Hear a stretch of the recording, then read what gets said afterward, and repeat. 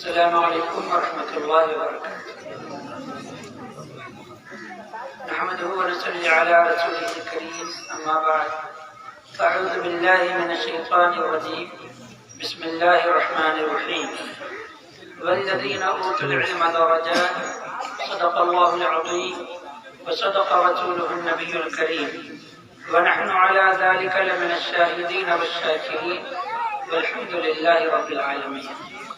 معزز سامعین، درود شریف پڑھیے اللہم صلی علی سیدنا و مولانا محمد معدن الجود والکرم، وبارک وسلم صلاۃ و سلاما علیک یا رسول اللہ صلی اللہ علیہ وسلم۔ معزز سامعین، آپ لوگوں نے ابھی گفتگو سنا ہے، جن لوگوں سے آپ نے باتیں سنی ہیں، آپ اس بات کو سمجھ گئے ہوں گے کہ علم کس قدر انسان کے لیے ضروری ہے۔ آپ علماء کرام کی زبانی تو برابر سنتے ہی ہیں، اپنی جماعت کے جو آپ کے مقتدا ہیں، پیشوا ہیں۔ ابھی سرپنچ صاحب نے جو کچھ آپ کے سامنے کہا، اور ان کے بعد کتاب نے یہ تنظیم ان کے زمانے بھی آپ نے سنا، بلکہ پوری دنیا میں آپ کہیں بھی چلے جائیے آپ اس بات کو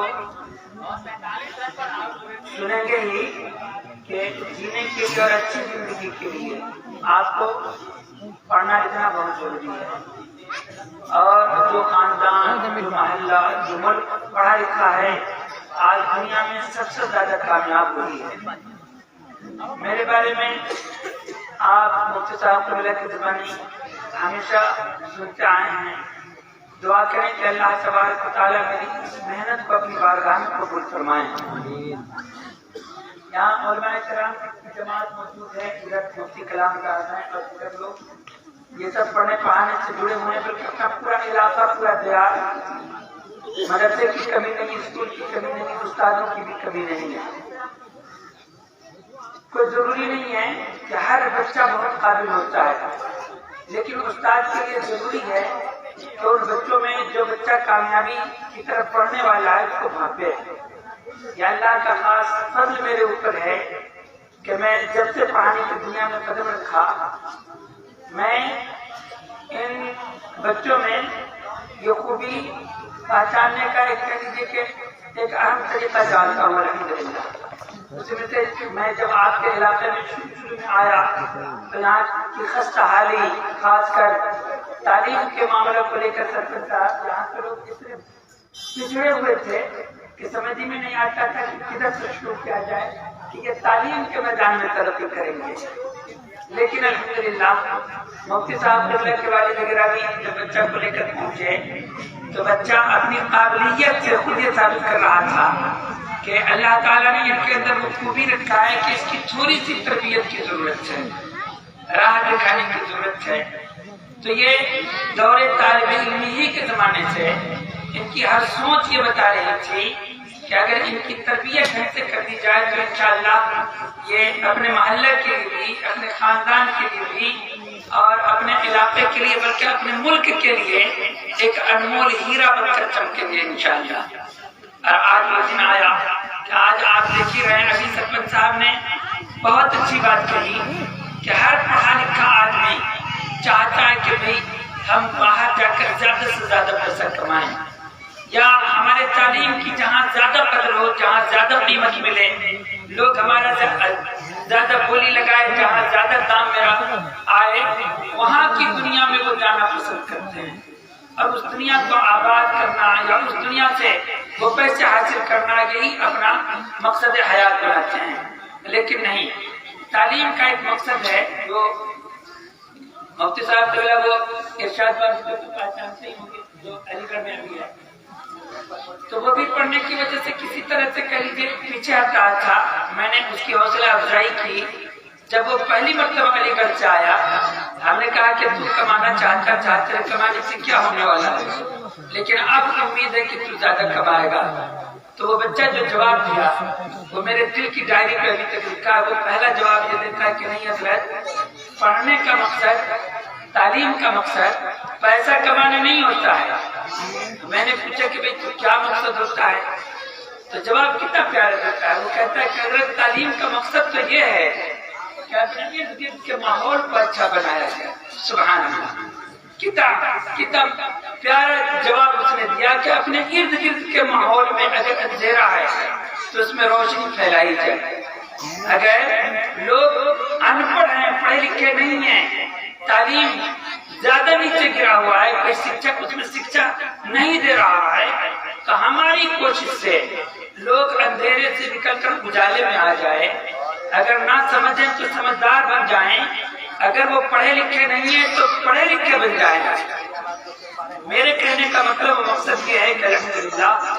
آپ بڑے سے بڑے تعلیم گاہ میں یہاں، یعنی جو بڑی یونیورسٹیاں ہیں، بڑے بڑے کالج ہیں، آپ کے یہاں جامعہ ہیں، آپ پوری دنیا میں گھوم جائیں تو اس کا اصل مقصد یہی ہے کہ آپ جس ماحول میں پیدا ہوئے ہیں، جس آب و ہوا نے آپ کی پرورش کی ہے، جس محلہ میں آپ کھیلے کودے ہیں،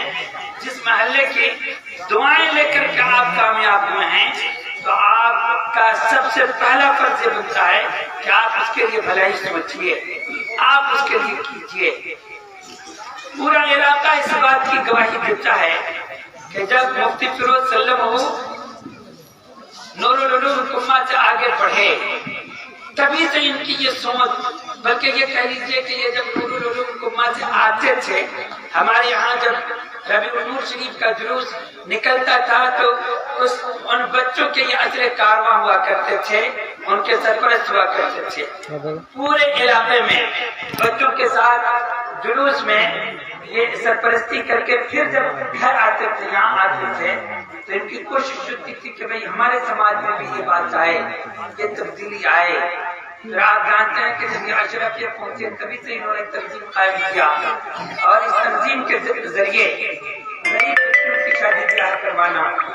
غریب لوگ جو بیمار پڑ جائیں ان کے علاج کا بندوبست کرنا، غریب بچے یہاں، یہ میں نہیں کہتا بلکہ آپ خود جانتے ہیں کہ اس علاقے میں ایسے بچے جن کے کھانے کے لوگ یا جن کے سرپرست مفلس رہے یا پیسہ رکھ کر کے بھی وہ جانا آنا نہیں جانتے تھے کہ بچوں کو کہاں جائیں تو اچھی تعلیم ہوگی، ان کی زندگی سنورے گی، یہ پڑھنے کے زمانے سے کوشش کرتے رہے اور ان بچوں کو اپنے ساتھ لے جا کر کے اپنی سرپرستی میں بڑے بڑے جامعہ میں داخلہ کروایا اور ان کی تعلیم مکمل کروایا۔ آپ کے علاقے میں، آپ کے گاؤں میں اگر کوئی غریب لوگ ہوتے، ان کی بچیوں کی شادی میں بڑھ چڑھ کر صرف حصہ ہی نہیں لیا بلکہ پورے خرچ کے ساتھ انہوں نے تنظیم کی طرف سے شادی کروائی، جو لوگ بیمار پڑ جاتے ان کا علاج کروایا، جن کے بچے مفلس لاچار مجبور ہوتے ان کے پڑھنے کا خرچ انہوں نے تنظیم کی جانب سے اکٹھا کرنا شروع کیا۔ اب رہی بات جامعہ نبویہ کے زمینی سطح پہ آنے کی، تو اس بات کو قریب ہر پڑھا لکھا خاص و عام آدمی جانتا ہے، علماء کی جماعت تو جانتی ہی ہے کہ ہمارے پیر و مرشد حضور محمد میاں علیہ رحمہ، جو ہم سب کے سرپرست اور الحمدللہ ولی کامل، جن کی نگاہ ولایت میں ایک نہیں لاکھوں لوگوں کی زندگی کو الحمدللہ سنوارا، وہ بار بار جب مرکزی دارالقرآن میں ان کا آنا ہوا ہمیشہ یہ کہتے رہے، کیونکہ مرکزی دارالقرآن کو آپ میں قریب ہر فرد جانتا ہے کہ ملک نیپال میں لونا کی سرزمین سے آج وہ قریب انڈیا کے اکثر شہر میں، اکثر دیہات میں، وہ ان کے ذریعے جو میرے شاگردان ہیں بڑے بڑے ادارے چلا رہے ہیں اور بڑے بڑے تنظیمیں میں یہ کام انجام دے رہے ہیں۔ مثلا دعوت اسلامی، اس میں جیسے قاری تحسین صاحب کے ساتھی حضرات جن کا نام قاری اشتیاق ہے، قاری امیر نے تو پورے ملک انڈیا میں 7-8 میں 1 نمبر پہ پڑھانے میں 1 نمبر پہ آیا، اور یہ سنی دعوت اسلامی میں قاری عقیل اس کے شیخ التجوید بنے ہوئے ہیں۔ ملک نیپال میں میچی سے مہاکالی تک الحمدللہ مرکزی دارالقرآن کے بچے خدمت انجام دے رہے ہیں۔ حضرت بار بار ارشاد فرماتے رہے کہ بارڈر کے قریب انڈیا میں بھی کچھ ایسا اپنا ادارہ ہونا چاہیے کہ ادھر کے بچے کو آنے میں اگر دشواری ہو تو مکمل تعلیم، اسی طرح کی تعلیم جن سے بچوں کے اندر جوش و جذبہ بھی ہو، دینی خدمات کو انجام دینے کے ساتھ ساتھ وہ دنیاوی اعتبار سے بھی سماج کی خدمت کرنا جانتے ہوں۔ آپ کے جو مہمان کہاں گئے؟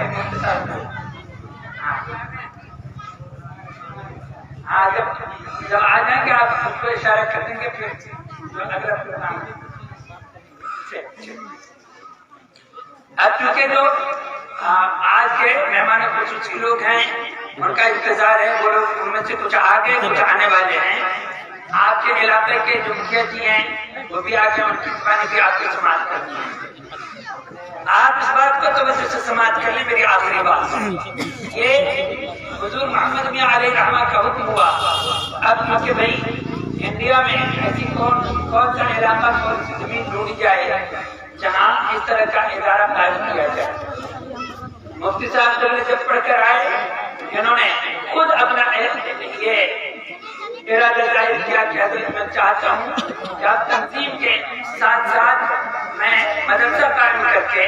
اور جس میں ہر طرح کی تعلیم ہو، جس سے سماج کو زیادہ سے زیادہ فائدہ ملے، میں ادارہ قائم کرنا چاہتا ہوں۔ الحمدللہ دل خوش ہوئی کہ اب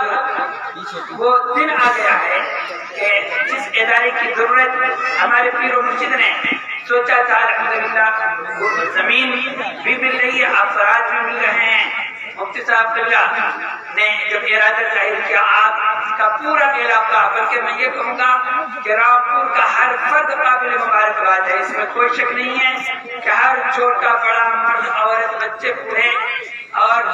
جو پڑھے لکھے لوگ ہیں وہ بھی، جو نہیں پڑھے لکھے لوگ ہیں وہ بھی بڑھ چڑھ کر ساتھ لیا، حصہ لیا۔ جو جس علاقے میں جب شروع میں اپنا ادارہ سرپنچ صاحب کا کیا تھا، جب یہاں ہمارے لوگ آئے تو 5 روپیہ 7 روپیہ یہ لوگ مدد کرتے تھے، اس بات سے نہیں۔ اب تو ہمارے ہاتھ سے بچے نہیں بیٹھلا کرسی ہے بہت، لیکن ان کی وہ قربانی مجھے یاد ہے کہ 5-7 روپیہ لیکن سے انہوں نے مدد کی۔ اسی طرح جب یہاں یہ جامعہ نبویہ کی بنیاد ڈالی گئی تو جو لوگ جس لائق تھے انہوں نے بڑھ چڑھ کر حصہ لیا، جس میں ہمارے قاری بھائی ہیں یا ہمارے ابوالخیر بھائی ہیں اور دیگر لوگ جن کا میں نام نہیں جانتا، لیکن ہر فرد نے حصہ لیا اور بڑھ چڑھ کر حصہ لیا۔ اب ظاہر سی بات ہے کہ ہم لوگ ایک جگہ ہیں تو کبھی دور کبھی نزدیک ہوتے رہیں گے، یہ کوئی بڑی بات نہیں ہے، لیکن الحمدللہ آپ نے جتنا بڑھ چڑھ کر حصہ لیا اس سے کہیں 100 گنا زیادہ آپ کو کام کر کے دیا گیا ہے اور افراد پیدا کر کے دیا گیا ہے۔ آج قریب قریب ہر گھر کے لوگ اس بات کو سمجھ گئے ہیں کہ زندگی کا اصل مقصد سچا ہے۔ مرکزی دارالقرات کا ایک نعرہ ہے جو آپ کے گھر گھر میں لگایا جاتا ہے کہ آدھی روٹی کھائیے بچوں کو پڑھائیے۔ بلند آواز سے کہیے، آدھی روٹی کھائیے، زور سے بولیے، بچوں کو پڑھائیے۔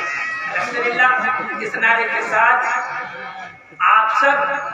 زندہ رہیں، سلامت رہیں، اللہ تعالیٰ آپ کو تعلیم سے جوڑے رکھے۔ میری دعا ہے کہ آپ جتنی محبت ادارے سے کرتے ہیں اللہ تعالیٰ اس کا 100 گنا نہیں 1,00,000 گنا زیادہ اللہ تعالیٰ اس کی برکتیں آپ کو عطا فرمائیں۔ بس آخری بات یہ ہے کہ آپ ادارے سے محبت کیجیے، ادارہ آپ سے محبت کرے، اللہ تعالیٰ اس کی جزا دے۔ مفتی صاحب